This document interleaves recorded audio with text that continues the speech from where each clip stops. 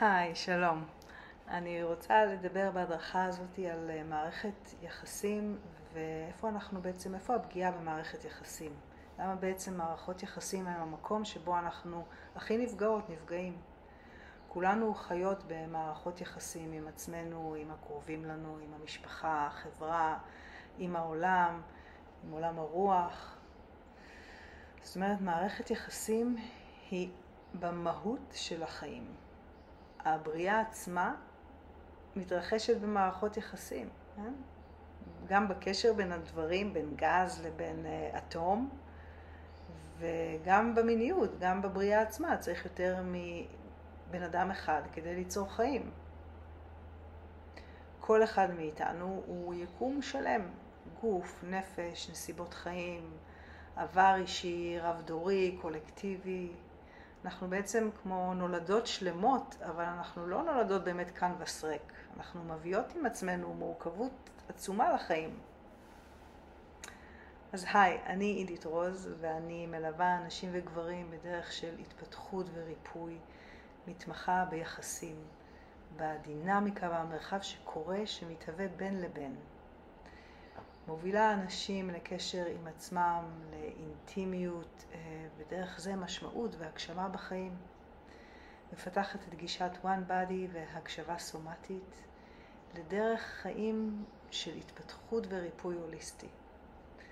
בעצמי חוקרת גוף ותודעה כבר מעל 20 שנה, בעלת קליניקה פרטית ומנחה ולומדת בקהילות לאומיות, בינלאומיות של מתעסקות בטראומה קולקטיבית. אז נשימה, נשיפה, גוף. מערכת היחסים שלנו בעצם עם עצמנו היא כבר מורכבת מאוד, ואנחנו מביאות את כל זה לכל מפגש, כל רגע עם בן אדם אחר ועם החיים בכלל. המורכבות הזו היא תוצר של אלפי שנים של אנושות, של אבולוציה, של היסטוריה. אנחנו מקבלות בירושה גם חוסן ומשאבים וגם טראומות, גם כאבים. היום האפשרות שלנו היא לפתור את אותם הרגעים הלא מעובדים. הביטוי של כל הרגעים האלה, של כל הטראומות האלה, זה בעצם מה שמגיע איתנו למערכות היחסים. אז נשימה, נשיפה, ושימי לב לגוף שלך עכשיו. לאורך ההדרכה אני אזכיר לך לנשום, לנשוף וגוף. רגע להאט איך המילים מגיעות אלייך. האם הגוף נינוח, נושם, מקובץ? האם הרגליים על הרצפה? מה איכות הקשר לגוף? נשימה, נשיפה. בעצם מה כל כך כואב לנו במערכות יחסים? אוקיי, כמה שקרה לנו ומה שאנחנו מביאות מהעבר, אבל חוץ מזה, הכאב העיקרי במערכות יחסים הוא הקשר עצמו.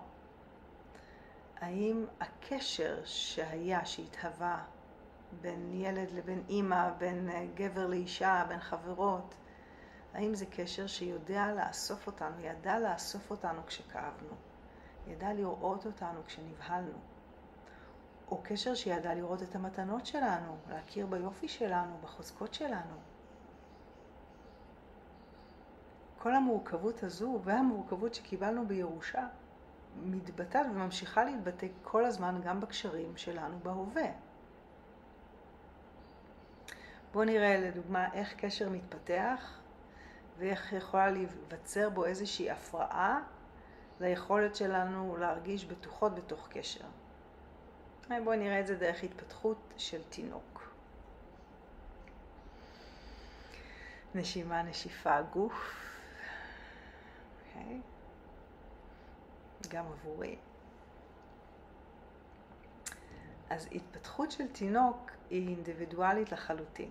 נכון שהיום שמים אותנו בקופסאות, בגיל הזה הוא כבר צריך להתפתח ככה ואחרת, אבל ההתפתחות היא באמת אינדיבידואלית לחלוטין, והיא שילוב של כל ההתפתחות המוטורית, הפסיכולוגית, המקצב האישי של התינוק, הנפש, מערכת העצבים שלו, הן כולן שלובות אחת בשנייה.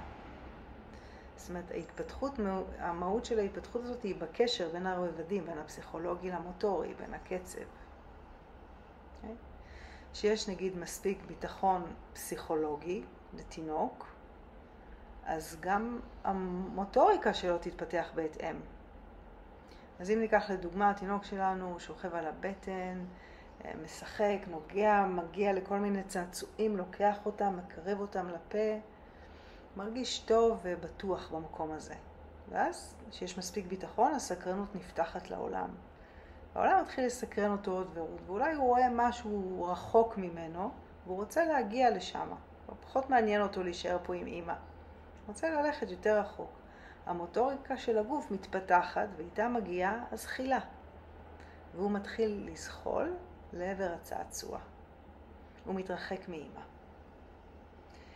פתאום, לא יודעת, קובייה נופלת לו על הראש, רעש חזק פתאום מבהיל אותו, משהו קרה, ואותו הפחד פתאום מחזיר אותו לקשר עם אמא, כי הוא רוצה לחזור להרגיש בטוח. אצל אמא זה בטוח.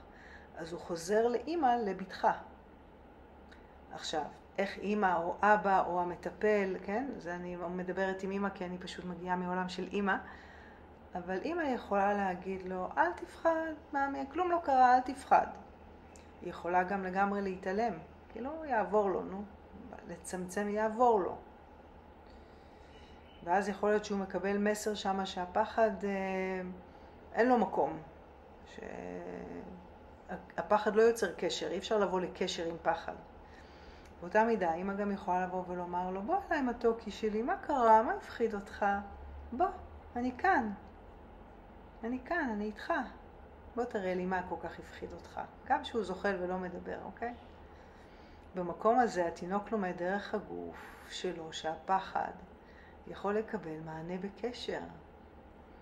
מערכת העצבים שלו, שלא יודעת לבסט את עצמה וצריכה ללמוד ויסות דרך קו-רגולציה, רגולציה עם אחר, דרך קרבה ודרך קשר, לומדת ויסות. התינוקת שלנו לומדת להחזיר אל עצמה קשר עם עצמה וקשר עם האחר. נשימה, נשיפה, גוף. לא, אם אנחנו לוקחות את זה לחיים הבוגרים שלנו בעצם, ריפוי במערכות יחסים עושה בדיוק את זה. הוא מאפשר חיווט מחדש של הקשר. הוא מאפשר לנו חוויה חדשה למערכת העצבים שלנו של בטחה בתוך קשר, בזמן ובמרחב, שבפעם זה לא התקיים. זאת אומרת, הטראומה שלנו לא יושבת רק על מה שקרה לנו או על איך זה מתבטא בגוף, גם על זה שלא יכלנו להביא את עצמנו לקשר כשהכאב קרה. כשהייתי בת 13 ומשהו קרה לי, לא היה לי מספיק קשר לחזור לאמא ולהגיד לה זה מה שקרה לי. פחדתי, התביישתי, לא הלכתי. לא יכלתי לסמוך שהקשר שאני אקבל ייתן לי מענה מותאם לצרכים שלי. וזו הסיבה, או אחת מהן לפחות, שמערכות יחסים יכולות להיות כל כך מורכבות גם בבגרות. כי כל העבר שלנו נמצא איתנו בכל רגע. אז שוב פעם, נשימה ונשיפה וגוף. תנועה אם צריך. זה חזק, אנחנו לא נפצעות בגלל מה שקרה לנו, כמו שאנחנו נפצעות או נפגעות מזה שלא יכלנו להביא את הכאב שלנו לקשר. אני רואה את זה יום יום במרחב הריפוי, בכל מיני תחומים של חיים. הילה, אישה באמצע גיל ה-30, הילה זה לא השם שלה כמובן, שחוותה קשרים זוגיים לא מטיבים, שנשארה והמשיכה לבחור קשרים לא מטיבים שוב ושוב. הכי חשוב לה היה להישאר בקשר. הכאב מחוסר קשר היה כל כך עמוק, שעבור הקשר היא הייתה מוותרת על עצמה. היא רק ביקשה אינטימיות מאוד עמוקה עם האחר, אבל היא הייתה גם מאוד רחוקה מאינטימיות קודם כל עם עצמה, עם קשר קודם כל עם המעגל שלה. באמת, ואישה בעלת יכולות אדירות, אבל חיה את החיים מאוד קטן, וכל הזמן בתרעומת רגשית דרך הכאבים שקורים בתוך מערכות יחסים והקשר. היום הילה פיתחה קשר אוהב עם עצמה קודם. היא כבר לא נוטשת את עצמה בשביל קשר עם אחר. היא קודם כל בקשר עם עצמה, ולכן גם הבחירות שלה בחיים השתנו. יש לה אותה. היא מצאה את הכיוון שלה, את מה שהיא אוהבת לעשות, וממשיכה את הדרך. היום מערכות היחסים שלה הרבה יותר בריאות.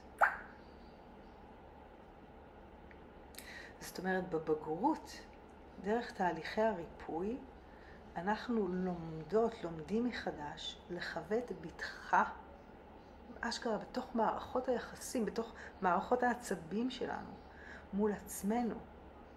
וכמובן שאז זה גם בקשרים עם אחרים. זה תהליך של שיקום, אני לא כל כך אוהבת את המילה שיקום בעברית, restoration באנגלית זה לא לשקם. זה to restore a movement, להביא משהו למצב הראשוני שלו, שיוכל להיות בשלמותו.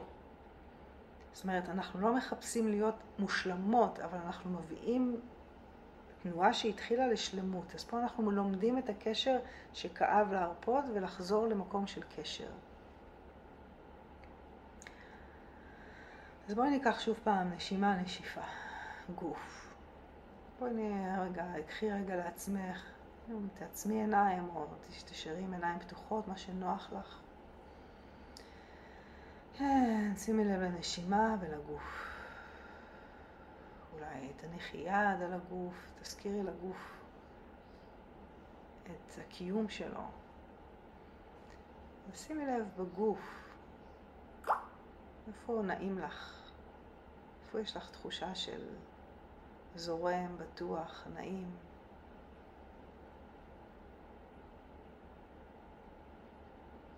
קחי נשימה, תני לה תחושה, קצת מקום, אולי שימי לב לכפות הרגליים, לקרבה, למרחק שלהם, לרצפה,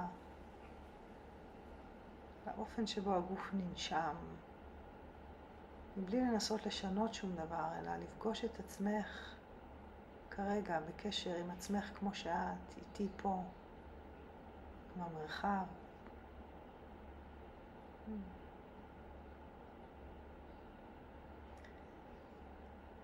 לב הריפוי במערכות יחסים זה ללמוד מחדש דרך קשר חי, מותאם, שהגוף שלנו יכול להישען, יכול לסמוך, יכול לנשוף עד הסוף. לחזור לבטחה פנימית, קשר, ידיעה, סמכות פנימית.